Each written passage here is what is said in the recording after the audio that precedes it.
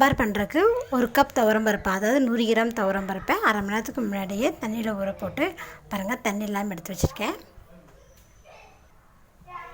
குக்கரில் நம்ம ஊற வச்சுருக்கிற பருப்பை சேர்த்திக்கங்க. பருப்பில் கொஞ்சமாக உப்பு ஆட் பண்ணிக்கோங்க. அரை டேபிள் ஸ்பூன் மஞ்சத்தூள், கூடவே ஒரு அரை டேபிள் ஸ்பூன் எண்ணெய் ஆட் பண்ணிக்கோங்க.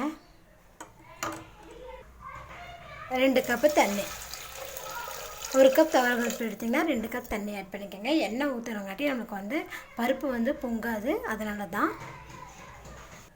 மூடி போட்டு ஒரு விசில் குக் பண்ணி எடுத்துக்கலாம். ஏன்னா நான் அரை மணி நேரம் ஊற வச்சுருக்கேன் பருப்பு, அதனால் ஒரு விசில் குக் பண்ணி எடுத்தால் போதும்.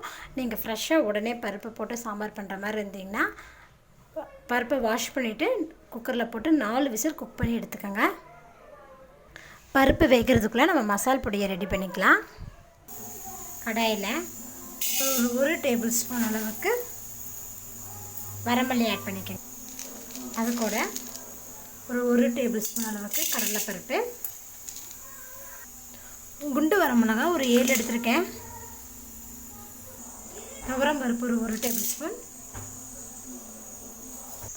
அரை டேபிள் ஸ்பூன் குருமிளகு, ஒரு 1/4 டேபிள் ஸ்பூன் வெந்தயம், உளுந்தம்பருப்பு ஒரு 1/4 டேபிள் ஸ்பூன், நம்ம சாப்பாடுக்கு வச்சுருப்போங்களே அரிசி, அந்த அரிசியில் ஒரு 1/4 டேபிள் ஸ்பூன் அரிசி எடுத்திருக்கேன்.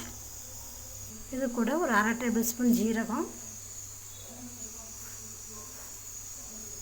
கடுகு அரை டேபிள் ஸ்பூன், பெருங்காயத்தூள் ஒரு 1/4 டேபிள் ஸ்பூன். நீங்கள் நீல வரமிளகாய் இருந்தால் ஒரு 4 வரமிளகாய் சேர்த்துக்கங்க. கூடவே ஒரு 4-5 வரமிளகாய்.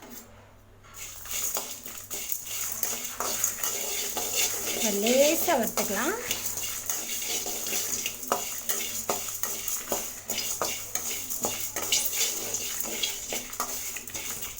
பாருங்கள், லேசாக லோ ஃப்ளேம்லேயே வச்சு வறுத்துட்டேன்.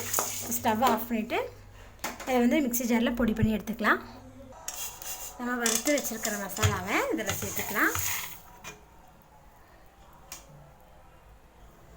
ஒரு 1/4 டேபிள் ஸ்பூன் அளவுக்கு மஞ்சத்தூள் ஆட் பண்ணிக்கோங்க.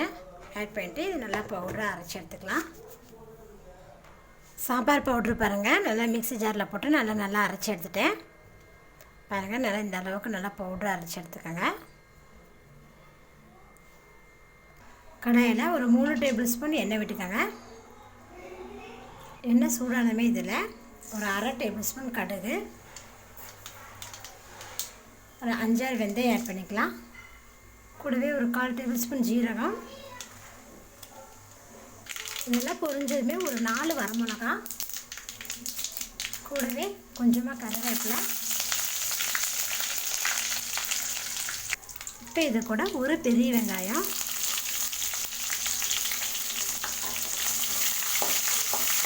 லேசாக வதங்கட்டும்.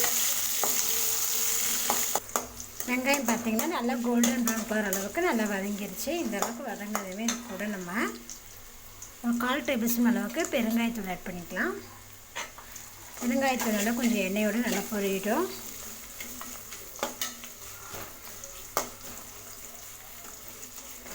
பெருங்காயத்தூள் பாருங்கள் நல்லா பொரிஞ்சிருச்சு. இப்போ இதில் நம்ம வெஜிடபிள்ஸ் ஆட் பண்ணிக்கலாம்.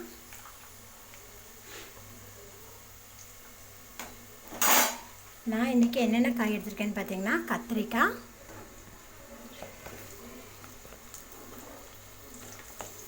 முருங்கைக்காய்,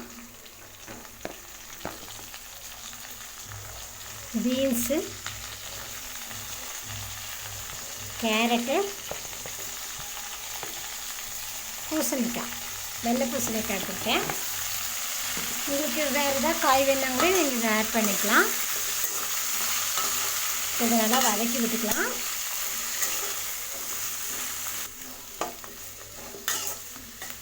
காய் பார்த்திங்கன்னா ஒரு 2 நிமிஷம் நான் நல்லா வதக்கி விட்டுட்டேன். இப்போ இது கூட நம்ம 3 தக்காளி எடுத்திருக்கேன், அதை இதில் சேர்த்துக்கலாம். சின்ன தக்காளி இருக்காங்களே, நான் 3 தக்காளி எடுத்துருக்கேன். பெரிய தக்காளி இல்லைங்கன்னா 2 சைஸ் தக்காளி எடுத்துக்கோங்க. தக்காளி நல்லா வதங்கட்டும். இப்போ தக்காளி வதங்கிட்டு இதில் கொஞ்சமாக உப்பு ஆட் பண்ணிக்கலாம்.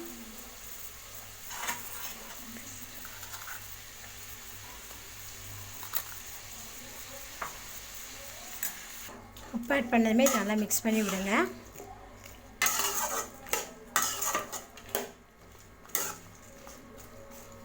தக்காளி கொஞ்சம் வதங்கட்டும். தக்காளி பாருங்கள் ஓரளவு வதங்கிருச்சு. இந்த அளவுக்கு தக்காளி வதங்கினதுக்கப்புறம் நம்ம இதெல்லாம் சாம்பார் பொடி ஆட் பண்ணிக்கலாம். நம்ம அரைச்சி வச்சுருக்கிற சாம்பார் பொடியிலேருந்து ஒரு 3 டேபிள் ஸ்பூன் ஆட் பண்ணிக்கோங்க. மீதி இருந்தால் வச்சுருங்க, இன்னொரு டைம் நீங்கள் சாம்பார் வைக்கிறதுக்கு யூஸ் ஆகும். பார்த்திங்கன்னா நான் 3 டேபிள் ஸ்பூன் ஆட் பண்ணிட்டேன். கூடவே கொஞ்சமாக உப்பு ஆட் பண்ணிக்கலாம். இப்போ இதை நல்லா மிக்ஸ் பண்ணி விடுங்க.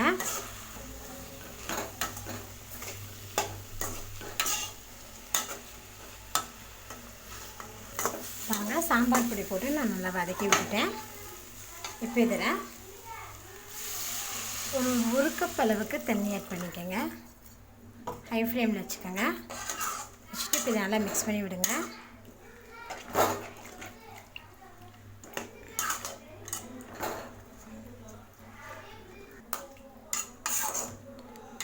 பார்த்திங்கன்னா நல்லா மிக்ஸ் பண்ணி விட்டு இது ஒரு மூடி போட்டு 5 நிமிஷம் குக் பண்ணிக்கலாம். பருப்பு குக் ஆயிடுச்சு. இப்போ மூடி ஓப்பன் பண்ணி பார்க்கலாம். பருப்பு பாருங்கள் நல்லா குக் ஆகிருக்கு. பருப்பு மற்ற வச்சோ இல்லைன்னா இந்த கரண்டி வச்சோ இந்த மாதிரி கொஞ்சம் நல்லா கடைஞ்சி விடுங்க. பருப்பு பாருங்கள் ஊற வச்சு நீங்கள் வேக வச்சிங்கன்னா உங்களுக்கு வந்து கேஸும் மிச்சமாகும். பருப்பு பார்த்திங்கன்னா சீக்கிரம் வெந்துருச்சு பாருங்கள். அவ்வளோதான் பாருங்கள் லேசாக மசிச்சிட்டேன். 5 நிமிஷம் ஆயிடுச்சு. இப்போ மூடி ஓப்பன் பண்ணி பார்க்கலாம். காயெல்லாம் பாருங்கள் நல்லா குக் ஆகிருக்கு. இந்த ஸ்டேஜில் நம்ம மசிச்சு வச்சுருக்கிற பருப்பு கடையில் இதில் சேர்த்திடலாம். சேர்த்துட்டு இது ஒரு டைம் நல்லா மிக்ஸ் பண்ணி விடுங்க. பாருங்கள் நல்லா மிக்ஸ் பண்ணிவிட்டேன். இப்போ இது கூடவே ஒரு 2 டேபிள் ஸ்பூன் புளிக்கரைசல் ஆட் பண்ணிக்கலாம். அப்போ வந்து உங்களுக்கு சாம்பார் வந்து ரொம்ப நேரம் வரும். சீக்கிரம் அவ்வளோ சீக்கிரம் கெடாது. புளிக்கரைசல் ஊற்றிட்டிங்கன்னா டேஸ்ட்டும் நல்லாயிருக்கும். கூடவே கொஞ்சமாக உப்பு ஆட் பண்ணிக்கலாம். இப்போ இதை நல்லா மிக்ஸ் பண்ணி விடுங்க. ஓப்பன்லேயே இது 2லேருந்து ஒரு 3 நிமிஷம் வரைக்கும் நம்ம ஹை ஃப்ளேமில் குக் பண்ணிக்கலாம்.